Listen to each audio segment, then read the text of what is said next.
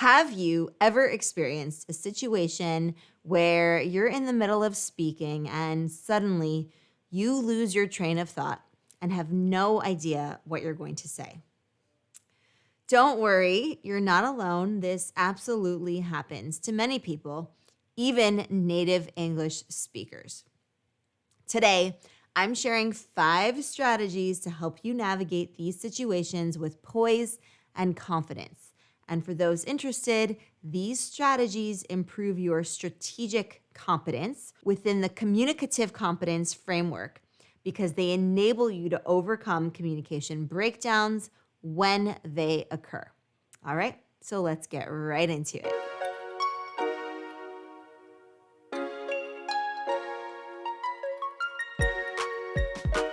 So first of all, tap into that confidence that you have. We don't have to be 100% confident all of the time. That's just not something that we need to do, nor is it feasible. But we do need to feel somewhat confident most of the time. You can access that confidence by reminding yourself that you're awesome and that you're adding value to the conversation and that you need to be heard. After you remind yourself of your awesomeness, take a deep breath and relax. And I know it's easier said than done, but trust me on this. If you can access your breath and control your breathing, then you will feel so much better and so much more at ease.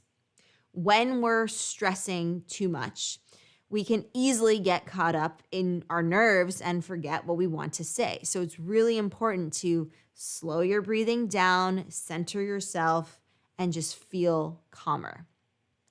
All right, and now for the 5 techniques. Use one or more of these techniques if you feel like you're stuck and you want to get unstuck in English. All right, the first strategy, a moment to pause. Pausing is a great way to collect your thoughts. It's also a wonderful way to let the listener digest the information that you've been sharing. Don't feel pressured to fill each bit of the silence or the lulls in the conversation. This is part of conversation. It does not have to be go, go, go all the time. So leverage the use of pause. Your listener will appreciate it, and you will also benefit from it.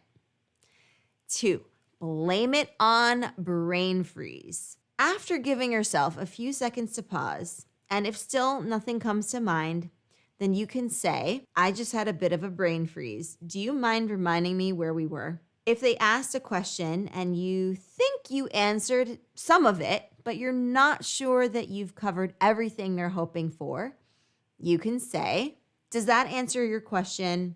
I just experienced a brain freeze. Another synonym for brain freeze is losing your train of thought. So you could just as easily say, you know what? I just lost my train of thought. Where were we now? Okay, number 3, rephrase the thought. This is a strategy I hear a lot of native English speakers use, and it's a good one to keep in mind. You can say the following. Let me start over. What I meant to say is that I can put this a better way. Let me rephrase that. I'll start again with this. To put it in a better way to phrase it is, okay, so definitely use those phrases yourself. 4, buy yourself thinking time. This is key when you have what you want to say on the tip of your tongue, but you just need a little bit more time to formulate your thoughts and verbalize them. You can ask a question to them and let them answer while you're thinking a little bit in the back of your mind, but just make sure that you're still listening to what they have to say. Don't zone out, in other words. Or you could drink some water or have some coffee if you have some in hand. In other situations, you might even be able to excuse yourself for a quick bio break. So if that's available to you, feel free to use that as well. 5, get some clarity. It's okay to ask for some clarification. In fact, it's better to do that than to respond to your interpretation of their question or just miss the point entirely because you didn't understand what was being asked of you, or you were too afraid to ask for clarification.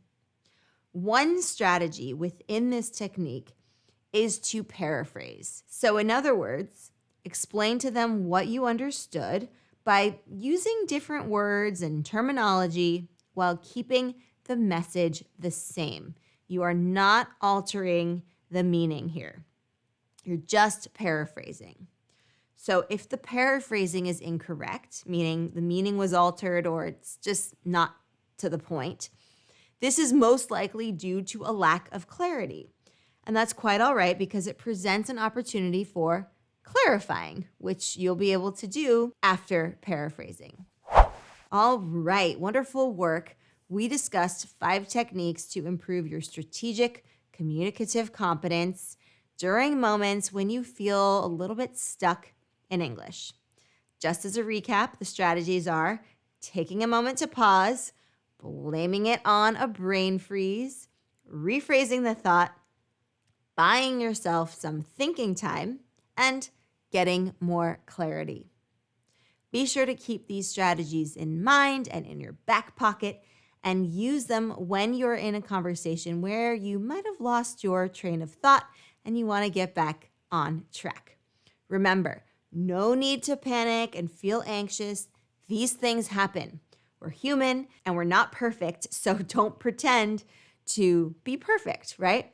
Doing our absolute best is enough. All right, advanced English learners, thank you so much for joining me for this lesson. I hope that you enjoyed it, and if you did, give it a big thumbs up if you're watching here on YouTube, and feel free to share our channel with anyone who is interested in improving their English language and communication skills. And if you're listening to our podcast, I do hope you enjoyed that.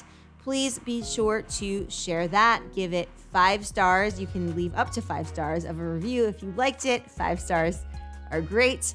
We really enjoy hearing from you, so feel free to send in a comment or a question or anything that you'd like to share. You can just go on into the community tab if you're watching or listening on Spotify, and under the Q&A, you can add your comments there.